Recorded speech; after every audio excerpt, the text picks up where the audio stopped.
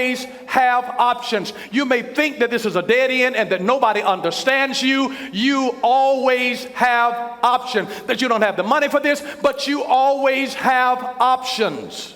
You always have options. And when facing a challenge, the first thing that you need to do is to fix your perspective. You have to fix your perspective, because you cannot fix your problem until you fix your perspective about the problem. You cannot fix your problem until you fix your perspective about the problem. You have to fix your perspective. The perspective is that problems are not permanent, they're temporary. They're just temporary. No problem ever lasts forever. No problem lasts forever. A problem is that which can be solved. If it cannot be solved, it's not a problem, it's a fact of life. But it can be solved. It can be solved.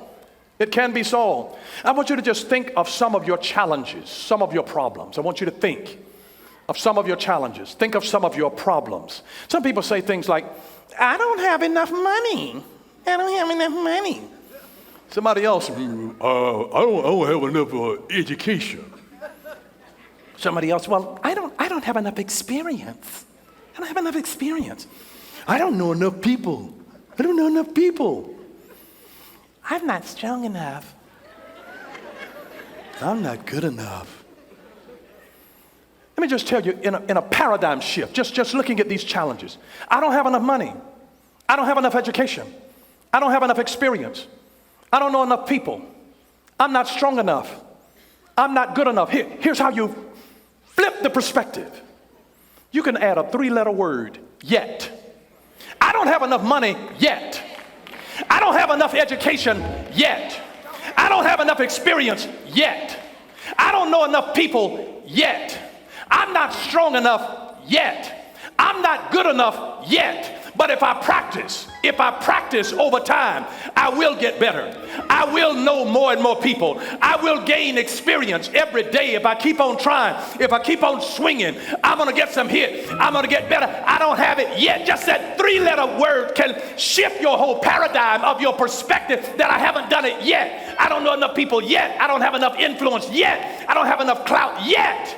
If you work on it every day, if you just work on something every day, if you work on it every day, you make that thing a possibility, because you can only become tomorrow what you're becoming today. And you got to say, just yet. A 3-letter word can shift your paradigm. That 3-letter word gives you pivot power to say, I don't know enough people yet, but I'm meeting somebody every day. I'm meeting somebody. Is this my opportunity? You have to be looking with expectation for favorable change. You have to be on the lookout to say, I'm looking here. I'm on the lookout. I'm looking for opportunities. I'm looking for blessings to be pursuing me. I'm looking for goodness. I'm looking for favor. I may not have it yet, but you wait on me. I may not be able to take that vacation yet, but I'm going to travel.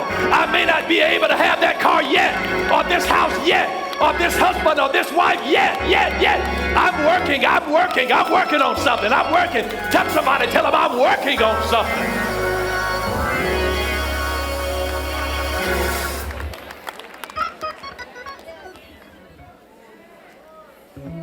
And what if the things that you thought that were holding you back are really your superpower? You know, David, when he faced Goliath was a giant of a man. He's estimated to have been about 9 feet 2 inches tall. He was a huge man. David was a teenager. He looked like a shrimp compared to this giant. But he had what I call underdog advantage. He didn't have a reputation to live up to. He came from nothing. He was broke, busted, and disgusted. He had nothing to live up to, but he was hungry. He was hungry. He hadn't achieved success yet. He hasn't become the champion yet, but he had underdog advantage. Here was Goliath, huge, almost 10 feet tall, huge man. He had body armor all on. He was totally suited up in armor. He had a sword. David, small guy, had no armor, had no helmet, had no sword. I mean, you know, the King Saul had given David his armor, and David had put it on. The junk was too heavy for him. He said, I can't do this. I'm not big enough to support this. He said, this is awkward for me. You don't go to war with unproven weapons. Don't go to war with unproven weapon. You're going to open up a new restaurant, don't try a new recipe. You better use grandma's old fried chicken. You better work with what you know will sell, that you know how to do. Don't go to war with new weapons. Don't try new stuff when you get them to do something new. No. You better go with an old formula that is tested and proven and tried. And David said, I'm not comfortable in this. But he said, I know how to work this slingshot. He had an underdog advantage. Because you see, Goliath is a big man. Goliath has a sword. But that is, his fighting strategy was designed for close combat. To where you're up close where they can swipe your head off and chop your arm off and chop your legs and do all of that. But you see, David's strategy was that I got to stay a distance from him because he's a little man. And if he ever gets his hands on me, he will pulverize me. He will beat me to death. He will cut my head off. I can't let him come close to me. So David had the kind of a weapon that was designed for distance strategy to give him an advantage. If you're fighting a giant that's big and muscular and they can their strength is greater than yours, don't let them get their hands on you. You got to fight from a distance. And so he had a sling, which is an old-fashioned kind of a gun where you can stay in one position and hit a target in another. So he had a distance game that gave him the advantage.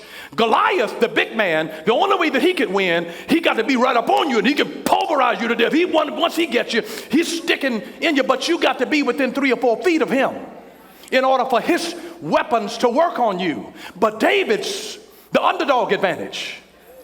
He takes a little slingshot, a homemade thing. He didn't have a sophisticated weapon. It was an old cornbread plan. But he took an old rock and a rag and said, from over here, I'm not coming close enough because he's not going to get his hands on me. And he's from a distance, a safe distance. He takes his thing that he's trained to do and sends a rock hurling. And it finds the only little opening in his helmet and centers itself right in the center of his forehead and knocks him out. Then he comes over to the giant and takes his own sword and cuts his head off with his own sword. He won because he fought using the underdog advantage of doing it from a distance. You got to know how to use the weapons that you've already been skilled with, and what you have, you got to be able to use that. And that became his superpower. Other people could have been complaining, this big old dude, man, this big dude gonna kill me. Man, that dude, see how big he is. David took the attitude, he's too big to miss.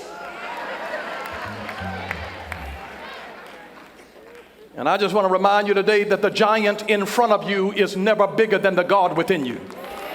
The giant in front of you is never bigger than the God within you. The giant in front of you is never bigger than the God that is within you. Never, never, never. And so while the 10 of the 12 spies who visited in Canaan, they had wrong perspectives, Joshua and Caleb had the right perspective about developing and possessing the promised land.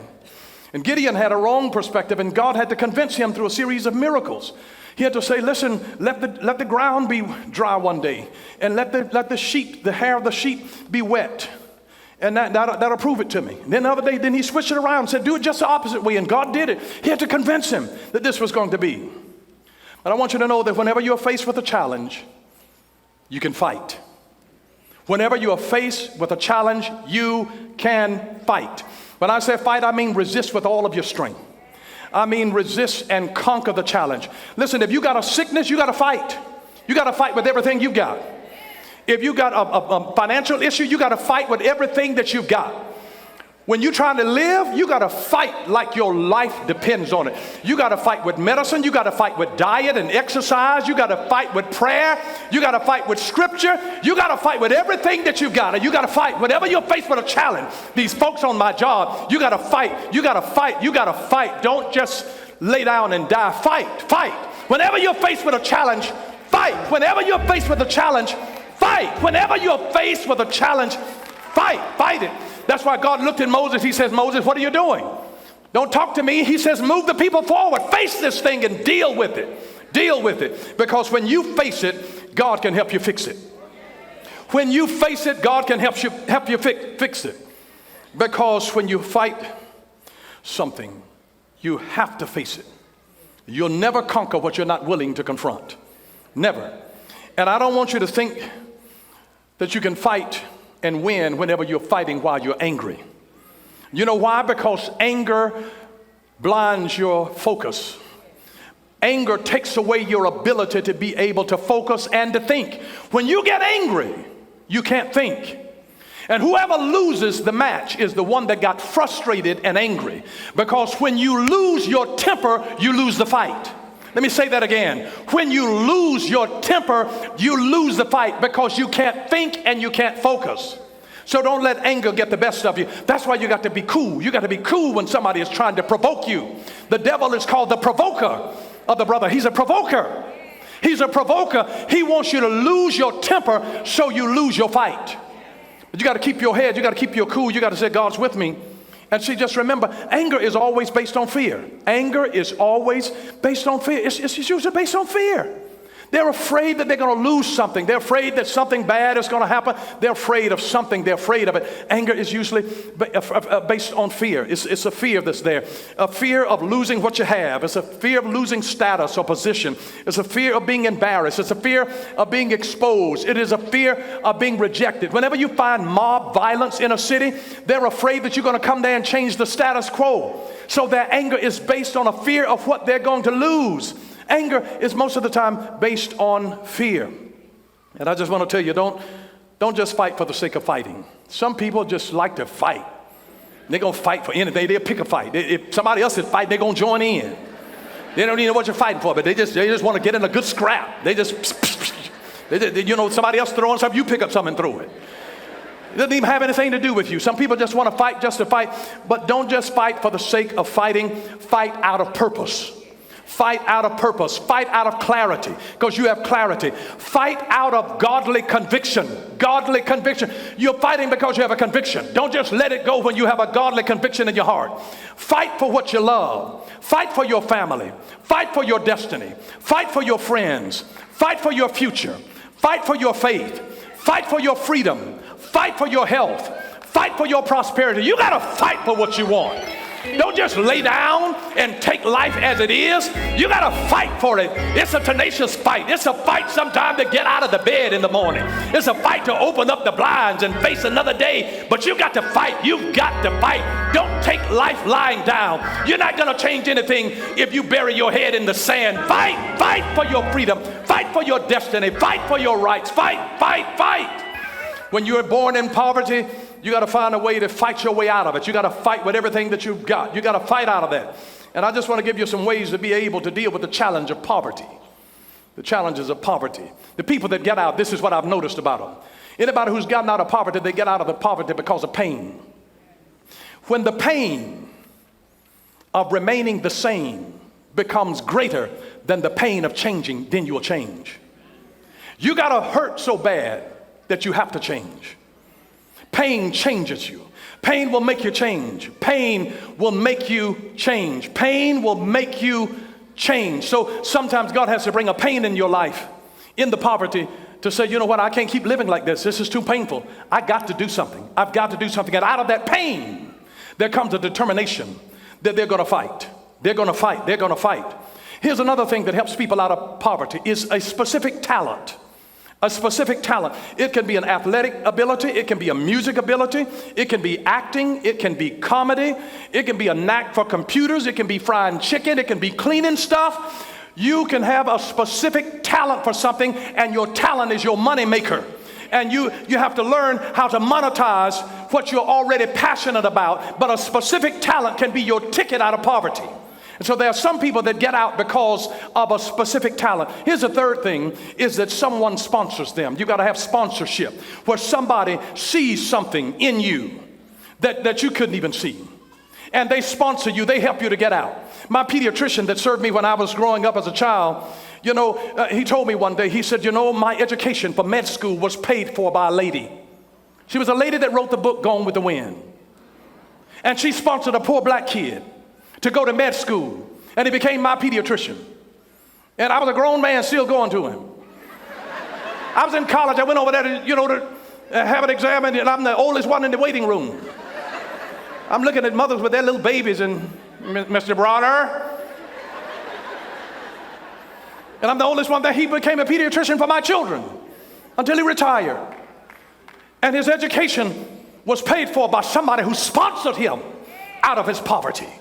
A little black boy that was paid by a white woman that sponsored him. You got to find a sponsor, somebody that will mentor you, somebody that will show you the ropes, somebody that will begin to tell you what you need to look for and how you can do this and plans and strategies for doing that. You got to have a sponsor to be able to get out, or else you cannot get out. And then here's a fourth way. Here's a fourth way. How many of you are interested in knowing a fourth way?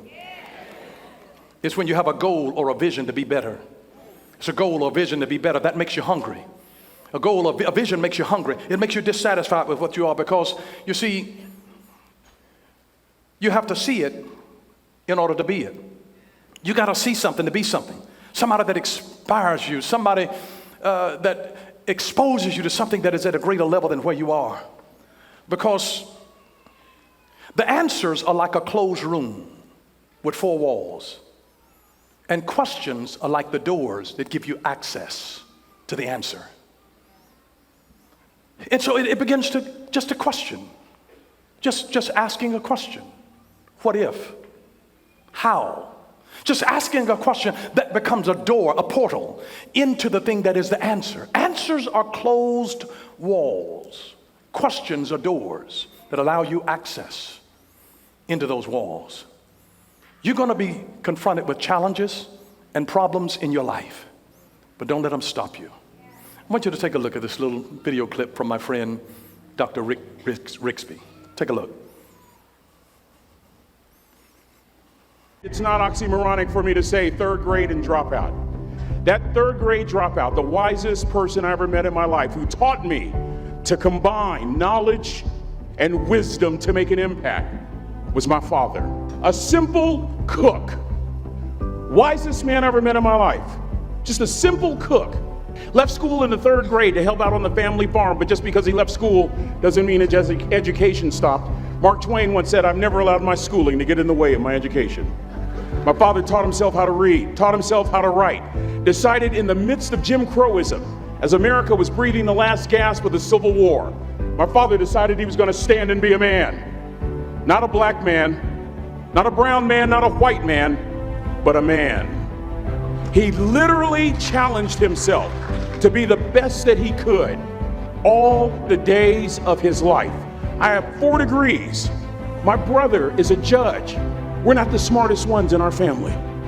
It's a 3rd grade dropout daddy. A 3rd grade dropout daddy who was quoting Michelangelo, saying to us, "Boys, I won't have a problem if you aim high and miss, but I'm going to have a real issue if you aim low and hit." A country mother quoting Henry Ford, saying, "If you think you can or if you think you can't, you're right." I learned that from a 3rd grade drop. Simple lessons. Lessons like these. Son, you'd rather be an hour early than a minute late. We never knew what time it was at my house because the clocks were always ahead. My mother said for nearly 30 years, my father left the house at 3:45 in the morning. One day she asked him, "Why, Daddy?" He said, "Maybe one of my boys will catch me in the act of excellence." I want to share 2 things with you. Aristotle said, "You are what you repeatedly do." Therefore, excellence ought to be a habit, not an act. Don't ever forget that. I know you're tough, but always remember to be kind. Always. Don't ever forget that. Never embarrass mama. Yeah. If mama ain't happy, ain't nobody happy. If daddy ain't happy, don't nobody care. But you know, I'm trying to tell you. Next lesson. Lesson from a cook over there in the galley. Son, make sure your servant's towel is bigger than your ego. Ego is the anesthesia that deadens the pain of stupidity. Y'all might have a relative in mind you want to send that to. Let me say it again. Ego is the anesthesia that deadens the pain of stupidity. Pride is the burden of a foolish person. John Wooden coached basketball at UCLA for a living, but his calling was to impact people. And with all those national championships, guess what he was found doing in the middle of the week? Going into the cupboard, grabbing a broom, and sweeping his own gym floor. You want to make an impact? Find your broom. Every day of your life, you find your broom. You grow your influence that way. That way you're attracting people so that you can impact them. Final lesson. Son, if you're going to do a job, do it right.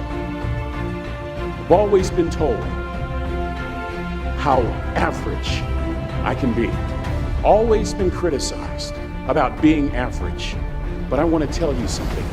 I stand here before you, before all of these people, not listening to to those words, but telling myself every single day to shoot for the stars, to be the best that I can be. Good enough isn't good enough if it can be better, and better isn't good enough if it can be best.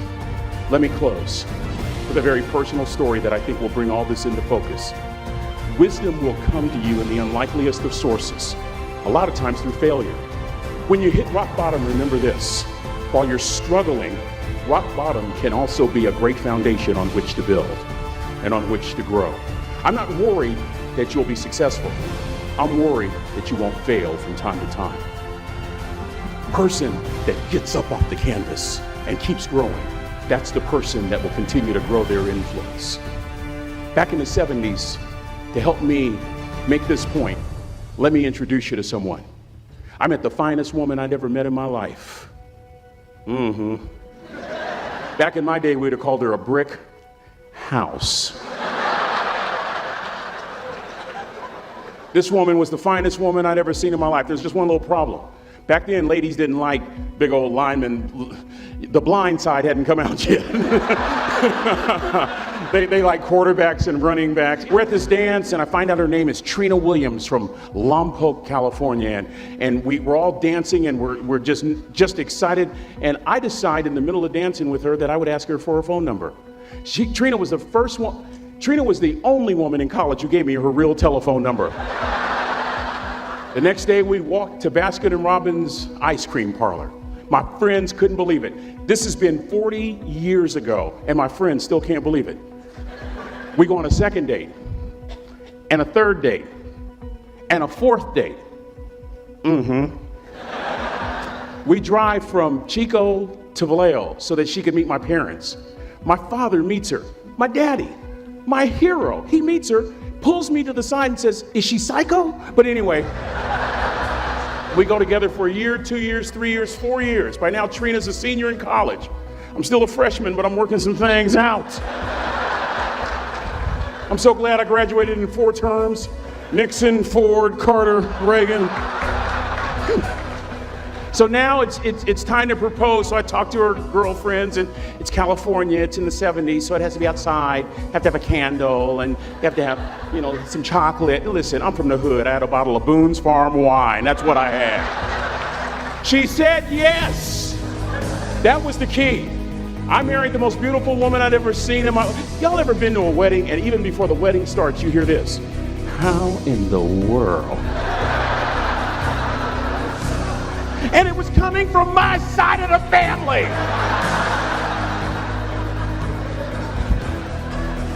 We get married, we have a few children, our lives are great. One day, Trina finds a lump in her left breast. Breast cancer. 6 years after that diagnosis, me and my 2 little boys walked up to Mommy's casket. And for 2 years, my heart didn't beat. If it wasn't for my faith in God, I wouldn't be standing here today. If it wasn't for those 2 little boys, there would have been no reason for which to go on. I was completely lost. That was rock bottom. You know what sustained me? The wisdom of a 3rd grade dropout. The wisdom of a simple cook. We're at the casket. I'd never seen my dad cry. But this time I saw my dad cry. That was his daughter. Trina was his daughter, not his daughter-in-law.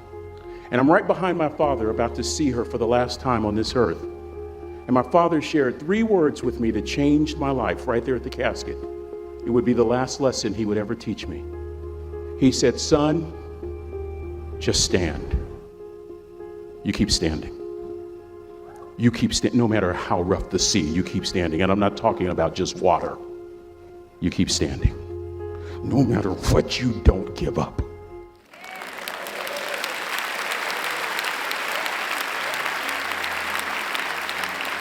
Life is going to give you some challenges that you don't know how to handle.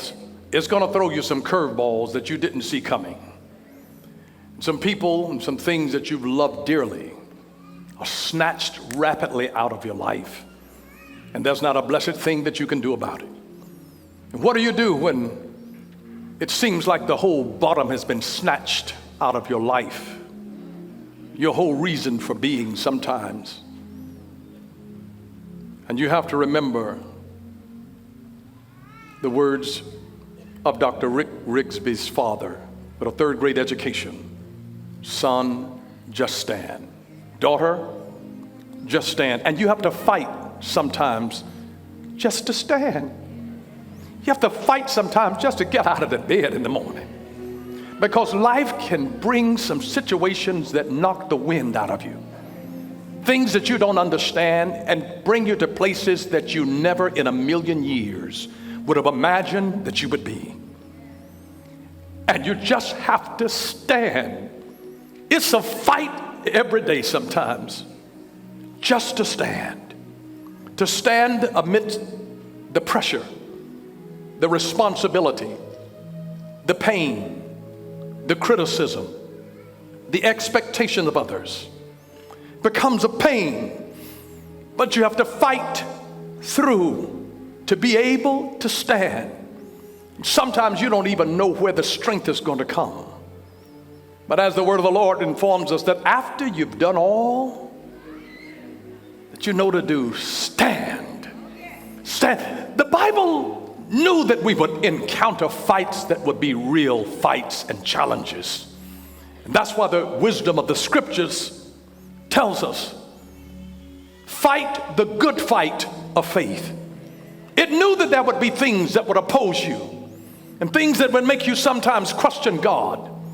But you've got to fight the good fight of faith. It's a challenge.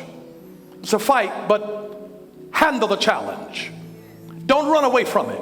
Handle it. Realize that if you stand, that God is standing with you.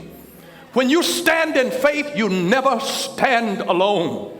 You might lose people and things that are precious to you, but you never stand alone. Don't you dare give up. I know that you're tempted to throw in the towel and say, that's it. Lord, you may as well take me too. Stand therefore. After you've done everything that you know to do, stand, stand, stand. Stand.